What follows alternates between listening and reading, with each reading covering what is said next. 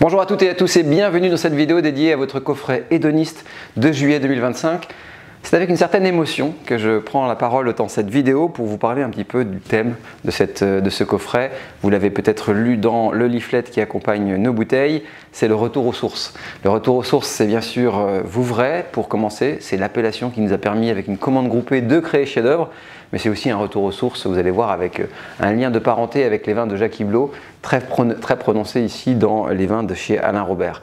Un retour aux sources avec le Gevrey Chambertin également de votre coffret de chez Christian Séraphin, puisque c'est la première propriété que j'ai visitée en tant que jeune sommelier. À l'époque, j'avais 22 ans et je visitais les vignobles de Côte de Nuit sans véritablement y connaître quoi que ce soit. Et depuis, j'ai toujours suivi cette propriété et je suis heureux donc de la mettre dans votre coffret. Fermons la parenthèse et revenons donc à cette promesse Vouvrionne, magnifique. 2023, vous l'avez su, c'est un millésime compliqué pour la Loire avec des chenins qui ont parfois été très chargés, des rendements importants, des maturités qui ne sont pas toujours allées jusqu'au bout. Il y a certains secteurs, certaines belles parcelles qui ont fait des belles choses et on les compte forcément un peu plus facilement que ceux qui ont un petit peu décroché. En tout cas, dans l'appellation, il y a de l'hétérogénéité, je vous alerte là-dessus, mais je tenais quand même à vous montrer ce qu'est un très joli 2023 à Vouvray et à vous bien sûr saluer un petit peu cette bouteille extrêmement croquante, extrêmement fraîche, vous allez voir, délicieuse pour savourer l'été. Alors, Ammonite, c'est une parcelle du domaine Alain Robert. Le domaine Alain Robert a été accompagné d'un point de vue stylistique par le légendaire Jacques Iblot du domaine de la Tailloulou. Vous connaissez évidemment Jacques Iblot et peut-être certainement ses vins au domaine. Il a toujours été extrêmement généreux avec les propriétés. Il les a un peu coachés des fois, il les a un petit peu aidés. Et d'un point de vue stylistique, cette bouteille, je l'ai déjà présentée dans des coffrets, mais il y a peut-être plus de 10 ans. Il y a un véritable cousinage avec les vins de Jacques Iblot. Donc, cette cuvée, on va dire que c'est un petit peu retour aux sources aussi par rapport au goût que j'ai pour les vins du domaine. En tout cas, d'un point de vue socle géologique, on est sur des argiles à silex ici, sur des vignes qui ont un certain âge, et évidemment ce schéma de fermentation en petites barriques bourguignonnes, sans malolactique, avec, vous allez voir ici, une restitution sur la poire fraîche assez intense du chenin. Passons à la dégustation pour que vous puissiez vous en rendre compte. Alors buvez évidemment cette bouteille comme un petit peu sur la fraîcheur, 9-10 degrés, là, sur la dimension apéritive. Vous allez voir ce que vous allez voir. Au nez, je vous promettais de la poire. Franchement, si vous épluchez une poire William, vous mettez le nez dessus, vous êtes vraiment là-dessus. C'est vraiment la poire, la nef, les sensations un petit peu florales et fines que sont évidemment les promesses d'un jeune chenin sur Vouvray. Ensuite, aromatiquement, vous noterez qu'il y a une toute petite patine de bois, mais elle est très très délicate, un peu comme on l'a sur un Montlouis Rémus de Jacques Iblot par exemple. On a cette très léger accompagnement de l'élevage, mais qui ne chagrine pas en tout cas la promesse aromatique fruitée. Et donc, dans cette monochromie aromatique, puisqu'on est vraiment très orienté verger, eh bien, on a quasiment tendance à oublier que tout ça a été élevé et fermenté sous bois. En bouche,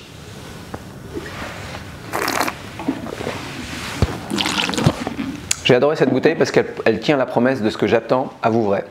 C'est-à-dire des chenins demi-corps, 13 degrés d'alcool, pas trop de structure, on n'a pas, malgré certaines volontés parfois de certains de concentrer, on n'a pas débordé, et ça c'est bien. On est mûr, il n'y a pas de végétal, on échappe aux sensations d'asperges, petites notes d'écosse de petits pois, de choses comme ça qui arrivent souvent quand on a un millésime en sous-maturité dans la Loire. Et puis surtout après, on garde le fil conducteur extrêmement salivant, vous voyez bien sur les côtés de la langue. Ça salive beaucoup, puis après on a la sapidité, le sel minéral du lieu qui va un petit peu imprimer le cœur de la langue. Et derrière on a cette rétro-olfaction très poire, très coin, très chenin, qui va polir un petit peu l'essence et qui va ramener encore ce sentiment un petit peu de fruits d'été, de noyaux également qui vont venir. Un vin que je trouve appétant, discret dans sa puissance. J'aime cette idée du raffinement, en tout cas Vouvrillon. On ne trouve pas forcément des chenins aussi subtils dans toute la Loire quand on la parcourt. Et j'aime cette délicatesse évidemment fruitée qui est apportée ici. Alors évidemment c'est un vin qui est de composition de demi-corps. J'ai choisi un vin qui soit appétant pour des vertus apéritives évidentes, qui marchera très très bien avec des fromages de chèvre de saison, qui marchera avec des viandes blanches, avec des choses délicates ou même des petites préparations crues, pourquoi pas un peu marines et iodées sur le bord de mer. Je pense qu'en tout cas cette bouteille est là pour satisfaire des envies de fraîcheur, de finesse et puis de ces instances aromatiques un petit peu tournées vers le verger. C'est un vin abordable, je tiens à le souligner. C'est un vin qui nous a permis également de mettre le Gevrey Chambertin dans le coffret. Équation pas toujours facile à résoudre, surtout quand on connaît évidemment les prix de la Bourgogne actuelle. Mais donc ce choix, c'est à la fois un choix de cœur, un choix de souvenir, un choix d'immédiateté, mais c'est aussi un choix économique pour pouvoir balancer évidemment l'équilibre de votre coffret avec le Gevrey Chambertin.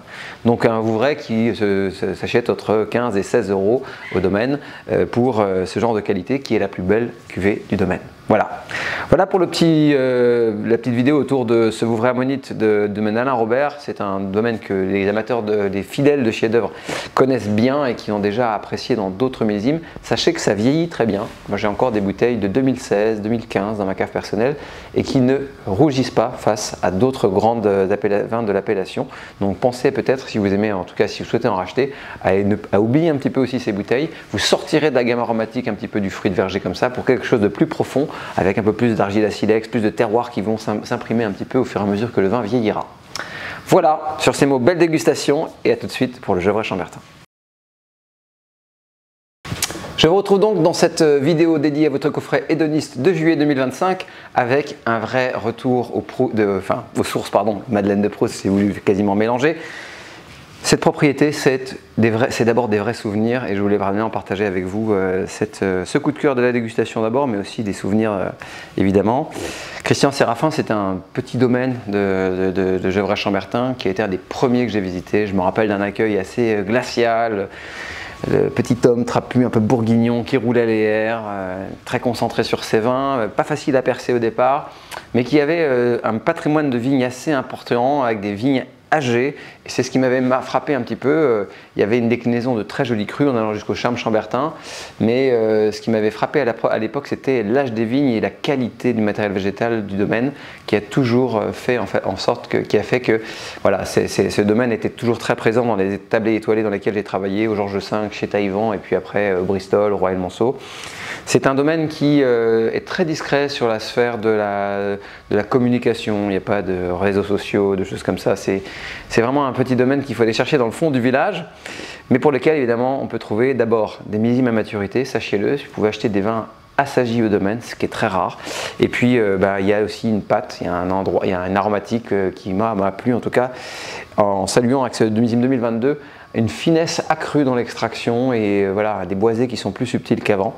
Donc ça a été double coup de cœur évidemment quand je me suis dit que j'allais mettre cette bouteille dans votre coffret. Alors la Bourgogne, on parlait des prix tout à l'heure, ça a grimpé sérieusement, hein. On pouvait mettre des Gevrey Chambertin, des Chassagne Montrachet et d'autres quand on a créé chef-d'œuvre il y a 13 ans, mais aujourd'hui c'est beaucoup plus compliqué. Là heureusement, avec la révolution de nos coffrets, en ayant passé de 3 à 2 bouteilles, on peut renouer avec ces bouteilles, je vous l'écrivais dans le leaflet. Et c'est important que vous puissiez remettre des mots sur des sens, notamment sur des grands millésimes comme 2022, et puis remettre un petit tour de piste de Gevrey Chambertin, généralement, ça fait jamais de mal. Passons à la dégustation. Vous noterez que c'est un rubis à peine extrait, j'aime bien ça. C'est plus suave et fin que dans le temps, le père extrayait plus que ça. Karine et sa cousine maintenant vinifient un petit peu plus finement. Et les élevages sont toujours avec des barriques François Frères qui sont un petit peu toastés mais qui me marquent de moins en moins les vins. Et ça, c'est une évolution que j'apprécie. Au nez, vous allez voir, ça sent terriblement bon. On a encore le caractère un tout petit peu séveux, un tout petit peu fumé de l'élevage, mais franchement, ça va. Derrière, c'est une avalanche de fleurs et de sensations autour du noyau, de la cerise sombre, quelque chose d'extrêmement parfumé et à la fois déjà assez expansif d'un point de vue sensoriel, assez généreux. Donc on sait qu'on en a encore sous le pied parce qu'on sait comment vieillissent les vins du domaine, mais on a quand même ici déjà pas mal de messages. En bouche,